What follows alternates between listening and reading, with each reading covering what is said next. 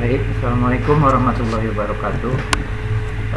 Kesempatan ini saya akan menjelaskan tentang pelaksanaan praktikum pengukuran dan perancangan kerja Sekolah Tinggi Teknologi Nusantara Lampung, modul tahun 2021. Untuk teman-teman yang akan melaksanakan praktikum ada beberapa hal.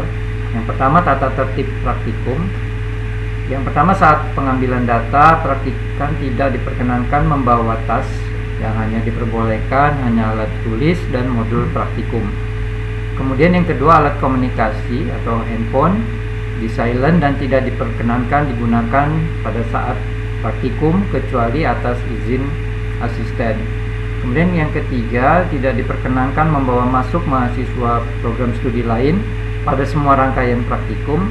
Yang keempat, tidak diperkenankan membawa makanan dan minuman ke dalam laboratorium saat praktikum sedang berlangsung. Kelima, praktikan tidak diperkenankan masuk ke ruang asisten. Yang keenam, mahasiswa harus mengikuti semua rangkaian kegiatan praktikum. Yang ketujuh, presentasi penilaian akhir praktikum. Komponen penilaian ada tes pendahuluan mandiri, presentasi nilai 10%, presentasi 20%, laporan resmi 40% dan responsi 30%. Sebelum dilakukan praktikum, kita akan melakukan tes pendahuluan mandiri dan presentasi. Ini akan dilaksanakan setiap hari Senin praktikumnya pukul 9 di Laboratorium Pengukuran dan Perancangan Kerja STTN Lampung. Kedua, tidak diperkenankan untuk mencontek praktikan lain maupun membuka modul. Jika terbukti, maka nilai tes pendahuluan mandiri akan dikurangi.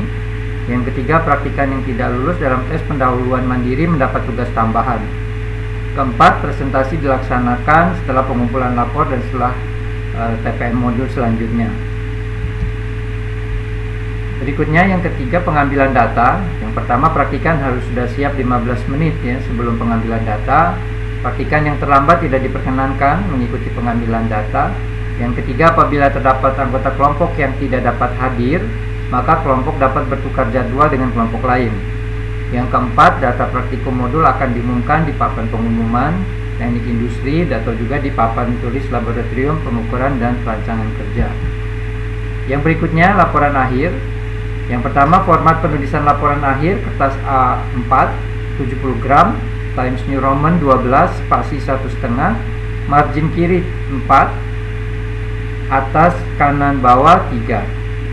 Kemudian tabel, nomor dan nama tabel dicantumkan di atas, ukuran sama Times New Roman, tapi ukurannya lebih kecil 10 spasi 1 dan ditebalkan atau bold. Yang ketiga, gambar, nomor dan nama gambar dicantumkan di bawah gambar, ukuran huruf Times New Roman 10 spasi 1 dan ditebalkan atau bold. Yang keempat, apabila terdapat ketidaksesuaian format laporan, maka nilai laporan akhir akan dikurangi.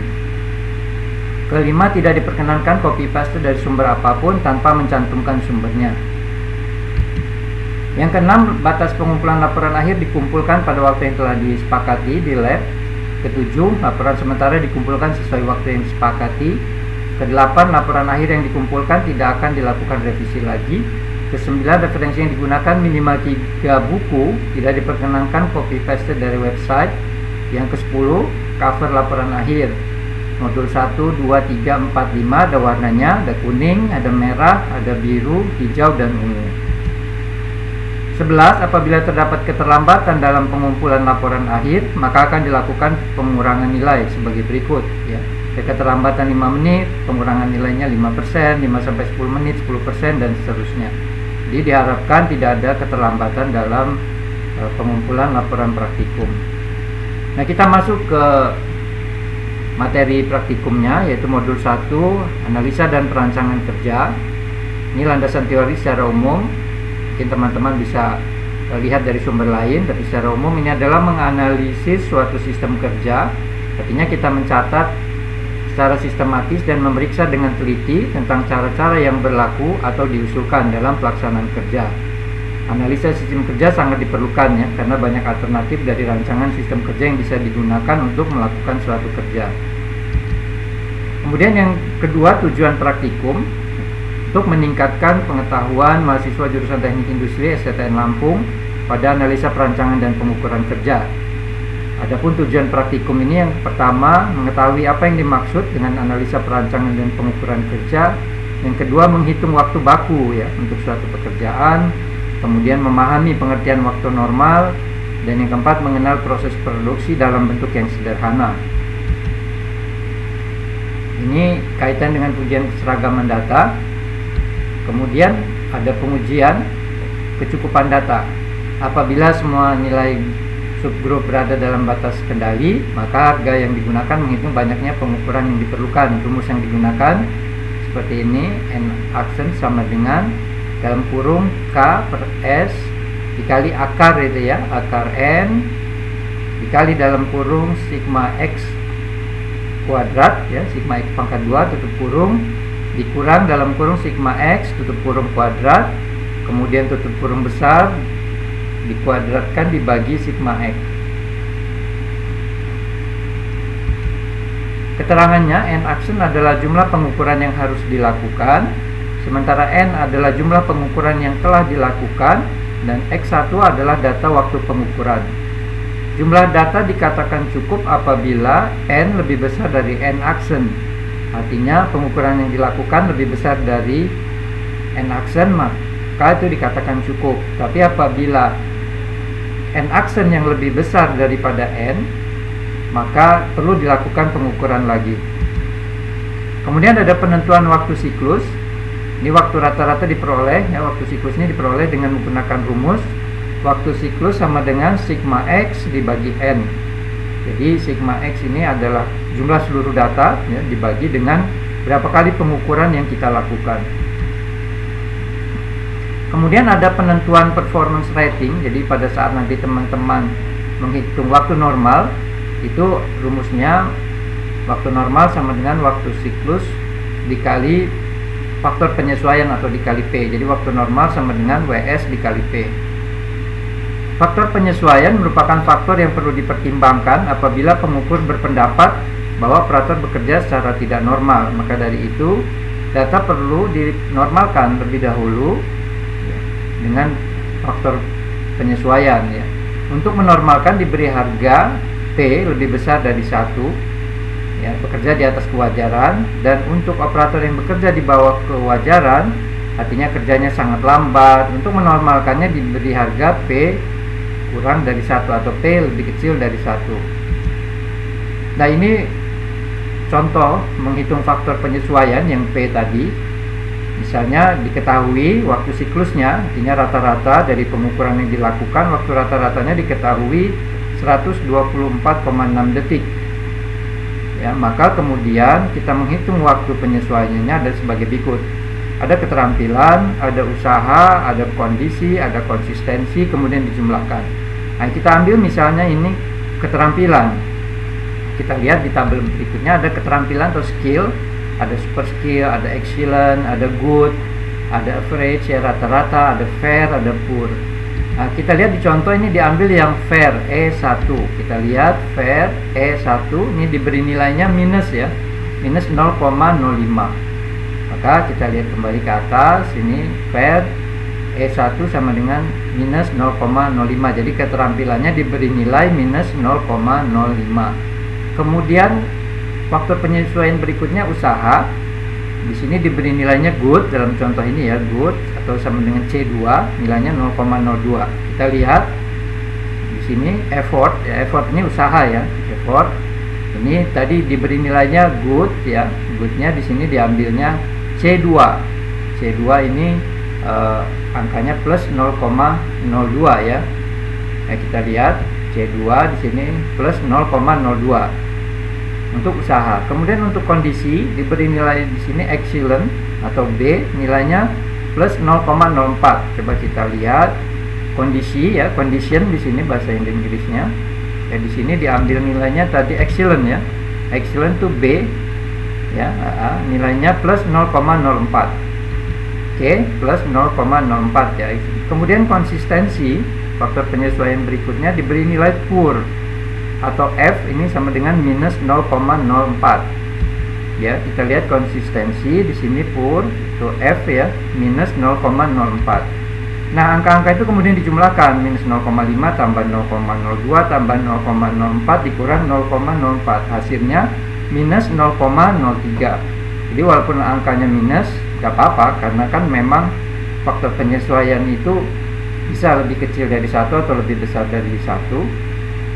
Dan menghitungnya jadi P sama dengan dalam kurung ya 1, ini karena harusnya ditambah ya, 1 ditambah, cuma karena ini minus jadi langsung 1 dikurang 0,03. Jadi faktor penyesuaiannya 0,97 ya, faktor penyesuaiannya 0,97. Sehingga waktu normalnya, rumusnya waktu normal itu waktu siklus dikali faktor penyesuaian. Waktu siklusnya 124,6 dikali faktor penyesuaiannya 0,97, sehingga waktu normalnya 120,9 detik ya. Ini perhitungan waktu normal. Mungkin nanti lebih jelasnya teman-teman bisa lihat dari sumber-sumber yang lain. Nah, kemudian penentuan waktu normal tadi sudah ya, waktu normal sama dengan waktu siklus dikali faktor penyesuaian. Oke, kita lanjut. Berikutnya kita akan menentukan waktu baku ya. Menentukan waktu baku ini, rumus yang digunakan adalah waktu normal yang tadi sudah kita hitung dengan faktor penyesuaian dikali 100% dibagi 100% dikurang allowance. Allowance ini kelonggaran ya, nanti ada penjelasannya. Jadi rumus menghitung waktu baku adalah waktu normal yang sudah kita hitung tadi dikali 100% dibagi 100% dikurang allowance atau kelonggaran. Nah, ini kelonggaran atau allowance tadi, atau di sini ditulisnya sebagai huruf L, notasinya huruf L, adalah untuk kebutuhan pribadi ya, personal needs, kebutuhan pribadi, menghilangkan kelelahan, hambatan-hambatan yang tidak dapat dihindari dan sebagainya. Sehingga karena manusia kan mungkin harus ke kamar mandi ya untuk buang air kecil, minum dan sebagainya, ini dimasukkan ke dalam faktor kelonggaran. Nah, ini kita ambil contoh faktor kelonggarannya. Ada beberapa poin di sini, ada 8, ada tenaga yang dikeluarkan, sikap kerja, gerakan kerja, mata, temperatur, atmosfer, keadaan lingkungan, kebutuhan pribadi. Ini pria ya, ini operatornya pria, kebutuhan pribadi pria. Oke, kita lihat tenaga yang dikeluarkan. Ini diambil angkanya 7% dalam contoh ya, ini contoh, diambil angkanya 7%. Faktor pelonggaran tenaga yang dikeluarkan, kita lihat di sini tenaga yang dikeluarkan ini di angka 7% untuk pria, artinya masuk kategori di sini ringan dia ya, ambil yang ringan. Ringan itu bebannya itu sekitar 2,25 sampai 9 kg. Itu beban yang harus diangkat misalnya dari benda kerjanya, dari yang akan dikerjakan, itu persentasenya antara 7,5 sampai 12%. Nah, kita lihat di sini diambil angka 7% ya, bekerja ringan diambil 7%. Silakan, ini kan kisarannya seperti itu. Bekerja ringan. Kemudian sikap kerja di sini diambilnya duduk ya, 0%. Kita lihat sikap kerja duduk ya, nomor 1. Bekerjanya duduk ringan, kelonggarannya 0 sampai 1%. Nah, ini diambil angka 0% boleh, karena kan antara 0 sampai 1%. Kemudian kita lihat lagi yang ketiga, gerakan kerja. Ini diambil gerakan kerjanya terbatas. Gerakan kerja terbatas. Ini ada beberapa, ada yang normal, agak terbatas, sulit dan sebagainya. Ini diberi poinnya gerakan kerja terbatas 3%. Gerakan kerja terbatas 3%. Mungkin diambil ini yang agak bergerakan terbatas ya. Diambilnya 3%. Silakan, ini nanti teman-teman menentukan saja sendiri pada saat nanti praktikum mana yang mau diambil untuk gerakan kerja. Kemudian mata, di sini pandangan terus-menerus dengan cahaya yang buruk. Ini contoh ya, pandangan mata terus-menerus dengan cahaya yang buruk diberi nilai 5%. Kita lihat mata, pandangan terus-menerus dengan pencahayaan yang buruk ya. Ini diambil angkanya di sini 5%. Ya, ini mata mungkin di angka 5%, diambil buruk ya, pencahayaannya buruk, pandangan yang terputus-putus dan sebagainya, ini dikasih angka 5%. Ini silakan ya, teman-teman nanti akan menentukan, ini contoh saja. Kemudian temperatur, kita lihat temperatur. Temperatur di sini ada beku, ada rendah, ada sedang, ada normal, agak tinggi, sangat tinggi dan sebagainya. Temperaturnya ada yang 0 sampai 13 derajat, di bawah 0 derajat, 22 sampai 28 derajat dan seterusnya. Ini kita lihat di contoh ini diambil atmosfernya 0% ya, sirkulasi udara, temperaturnya sedang, kelembapan normal 2,5% ya. Kelembapan diambilnya sedang, diambilnya angka 0,5% di sini ya.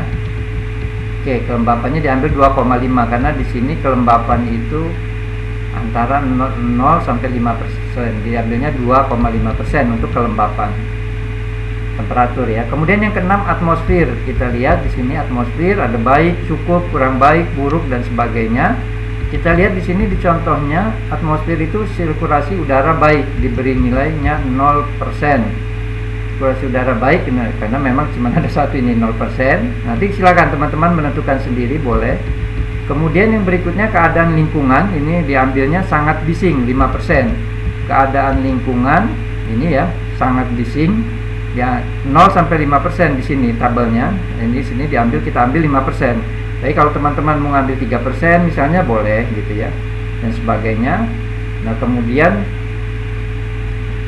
kita masukkan di sini 2%, sehingga ketika dijumlah 24,5%. Kelonggaran tak terhindarkan. Ada lagi kelonggaran yang tidak bisa dihindari. Ya, ini kita ambil pria itu mau berapa persen silahkan. Ini dalam contoh kelonggaran yang tidak terhindarkan itu 5%. Jadi di total tadi dari poin 1 sampai poin 8 ditambah kelonggaran tak terhindarkan, jadi kelonggarannya atau allowance-nya ketemu 29,5%. Ini nanti penghitung waktu bakunya, allowance-nya kita tambahkan 29,5% ya. Jadi 100% dikurang 29,5%. Nanti ada contoh berikutnya. Nah, ini bahan dan peralatan praktikum. Jadi nanti dalam pelaksanaan praktikum teman-teman ada peralatan bahan yang digunakan. Ada yang satu meja kerja, kemudian kedua kursi, kemudian yang ketiga kipas angin ya di dinding ada di lab, kemudian ada stopwatch ya untuk mengukur waktunya. Nah, ini gambarnya ada obeng ya, ada stopwatch, kemudian ada papan yang untuk menulis nanti angka-angka, data-data. Nah, ini kipas angin yang digunakan untuk praktikumnya, nanti ada di lab. Nah, berikutnya adalah ini kita merakit kipas angin. Jadi kipas angin ini setidaknya terbagi dalam beberapa komponen ya. Ada mesin kipas anginnya, ada rangka bagian belakang, ada pengunci rangka belakang, ada baling-baling, ada pengunci baling-balingnya, ada rangka bagian depan, ada pengunci rangka depan dan belakang dan sebagainya. Ini kita bagi sekitar 7 ya komponennya. Oke, langkah yang harus dilakukan sebelum melakukan praktikum ini, yang dilakukan adalah teman-teman juga harus lihat dulu ada kipas angin, kemudian teman-teman bongkar dulu kipas anginnya, belajar dirakit, dibongkar lagi, dirakit lagi ya, dicoba dulu siapa yang akan jadi operator, boleh 2 orang misalnya operatornya, dicoba bergantian. Yang dihitung nanti adalah waktu merakitnya. Jadi waktu perakitan yang akan kita hitung ya. Waktu membongkarnya nggak kita hitung, yang kita hitung waktu merakitnya. Jadi dikerjakan secara normal biasa aja, nggak usah terburu-buru gitu ya. Nah, ini misalnya kita mulai praktikumnya, misalkan ini dalam praktikum ini kita lakukan 20 kali pengukuran ya. Jadi misalnya ini pengukuran pertama dihasilkan waktunya 80 detik memasang kipas angin itu. Jadi bongkar, mulai ya, teman-teman yang lain menghitung, dirakit misalnya 80 detik pengukuran pertama. Oke, bongkar lagi, rakit lagi yang kedua, diukur lagi misalnya 85 detik dalam contoh ini ya. Kemudian setelah dirakit bongkar lagi, kita rakit lagi yang ketiga, saya nggak tahu misalnya berapa detik, 90 detik misalkan, bongkar lagi, terus begitu sebanyak 20 kali merakit untuk dihitung berapa lama waktu yang dibutuhkan. Oke ya, jelas. Kemudian kita lanjut langkah kedua. Setelah tadi teman-teman mendata pengukuran 1 berapa detik, pengukuran kedua berapa detik, ketiga berapa detik, keempat berapa detik, terus sampai 20 kali pengukuran, maka nanti di kertas teman-teman dihitung berapa total waktu dari pengukuran 1 sampai pengukuran 20. Misalnya ketemu angka 1600 detik misalnya ya, karena 20 kali pengukuran ya, misalnya ketemu angka 1600 detik. Itu masuk dalam yang disebut dengan sigma X-nya, jumlah X-nya ya. Oke, setelah itu teman-teman menghitung X kuadrat. Jadi menghitung X kuadrat ini teman-teman lakukan dengan mengkuadratkan hasil-hasil perhitungan. Misal pengukuran 1 80 detik, maka X kuadratnya ada 80 kali 80. Kemudian X kuadrat untuk pengukuran kedua berarti 85 detik dikali 85 detik. Pengukuran yang ketiga X kuadratnya ya berapa? Misalnya 90 detik, berarti 90 detik kali 90 detik. Terus begitu sebanyak 20 kali. Nah, baru kemudian ditemukan di hasil hitung berapa totalnya X kuadrat dari pengukuran 1 sampai pengukuran 20. Kemudian yang ketiga, teman-teman mengkuadratkan ini X kuadrat ya. Jadi dari poin yang pertama tadi, hasil pengukuran 1, 2, 3 yang bukan di kuadrat ya, pengukuran biasa tadi 1 sampai 20, itu total akhirnya tadi 1600 ya, kita contohkan. Nah, itu kemudian teman-teman kuadratkan, berarti 1600 dikali 1600. Nah, ini contohnya misalnya nanti teman-teman sudah bongkar kipas anginnya, kemudian teman-teman rakit ya. Misalnya pengukuran pertama ketemu angka 84 detik misalnya, ketemu ya angka 84 detik.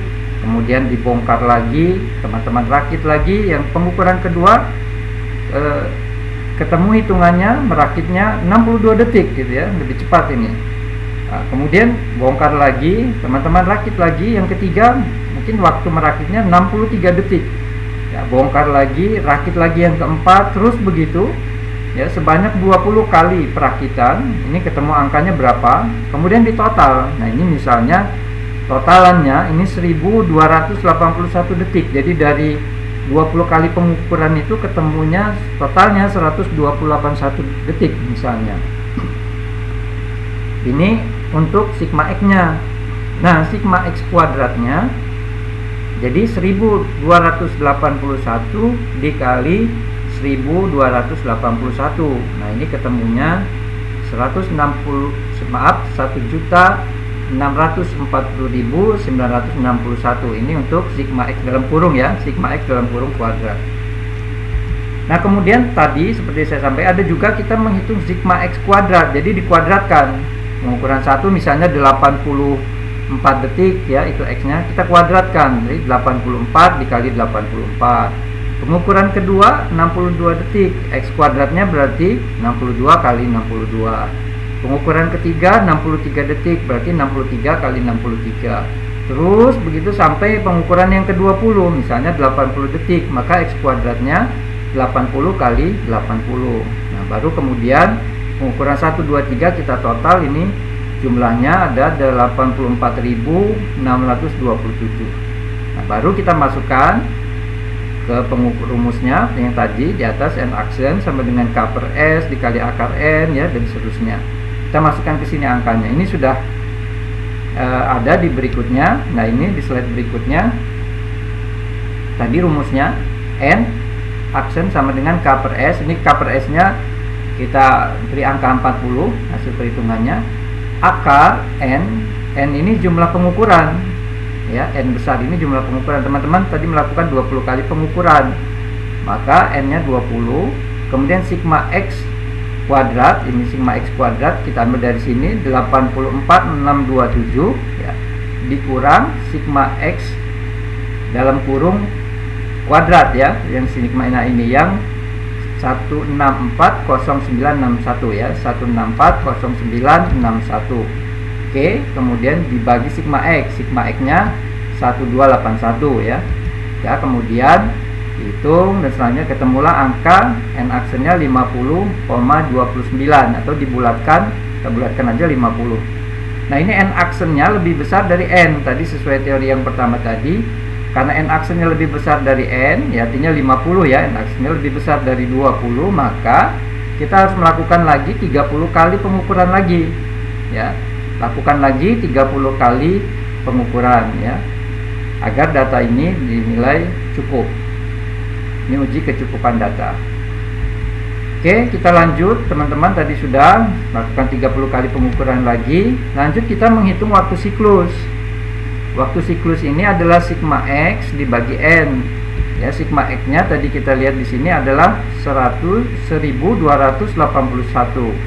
Ya, ini. Jadi sigma X-nya adalah 1281 dibagi N. N itu adalah banyaknya pengukuran. Nah, tadi teman-teman sudah melakukan pengukuran sebanyak 20 kali, sehingga waktu siklusnya adalah 64,05 detik. Oke, waktu siklusnya ketemu, kita akan menghitung waktu normal. Waktu normalnya ini adalah waktu siklus dikali faktor penyesuaian ya. Misalnya, ini tadi kita ambil contoh yang tadi, waktu siklusnya sudah ada 64 ya, 64,05. Nah, waktu faktor penyesuaiannya kita lihat tadi di tabel yang di atas.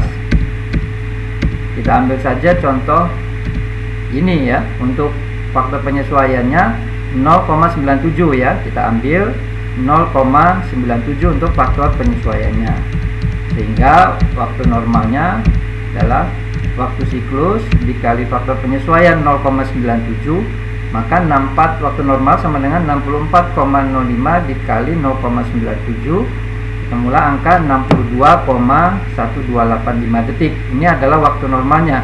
Ini 62,1285 detik adalah waktu normal. Kemudian yang berikutnya adalah menentukan waktu baku. Jadi tadi juga sudah kita sampaikan di awal, waktu baku adalah waktu normal dikali 100% dibagi 100% dikurang allowance atau pelonggaran ya.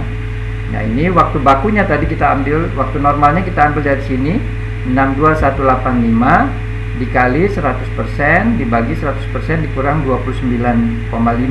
Nah, 29,5% ini kita ambil dari contoh kita tadi di atas ya, ini 29,5% ya. Jadi ada tenaga yang dikeluarkan, sikap kerja, gerakan, mata, temperatur, atmosfer, keadaan lingkungan, kebutuhan dan sebagainya. Ketemu angkanya 29,5%. Ini contoh aja ya, 29,5%. Sehingga waktu bakunya, waktu normal dikali 100% dibagi 100% dikurang kelonggaran. Nah, kelonggarannya tadi kan kita ambil contohnya 29,5%. Nah, kita hitung, ketemulah angkanya waktu bakunya 88,20 detik. Maka waktu baku perakitan kipas angin ini adalah 88,20 detik ya. Ini waktu bakunya. Nah, kemudian yang terakhir teman-teman, ini adalah format laporannya. Bab 1 berisi pendahuluan. Jadi teman-teman cerita tentang praktikum kita ya, dilaksanakan ya, kemudian bicara tentang pengukuran waktu. Kemudian masuk ke bab 2 tinjauan pustaka. Jadi teman-teman mungkin bisa lihat dari sumber-sumber lain tentang landasan teori atau referensi tentang pengukuran kerja, perancangan kerja dan sebagainya. Kemudian masuk ke bab 3 pengumpulan dan pengolahan data.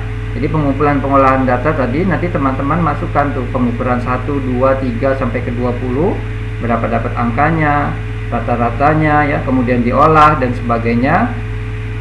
And actionnya berapa dan berapa kali lagi harus dilakukan pengukuran dan sebagainya, itu masuk ke pengumpulan dan pengolahan data. Nah, masuk ke bab 4 ini analisa. Analisa ini menghitung waktu siklusnya, menghitung waktu normalnya, dan terakhir menghitung waktu bakunya ya. Kemudian bab 5 penutup. Sini teman-teman akan membahas tentang kesimpulannya berapa, waktu bakunya berapa ya. Atau mungkin ada masukan juga, silakan ini ditampilkan di penutup. Nah, terakhir referensi, artinya daftar pustaka, buku-buku yang teman-teman gunakan mohon dicantumkan di referensi. Format penulisannya sama dengan referensi yang ada di modul ini. Saya kira itu saja teman-teman penjelasan untuk modul praktikum kita untuk laboratorium pengukuran dan perancangan kerja. Saya kira cukup sekian. Terima kasih. Assalamualaikum warahmatullahi wabarakatuh.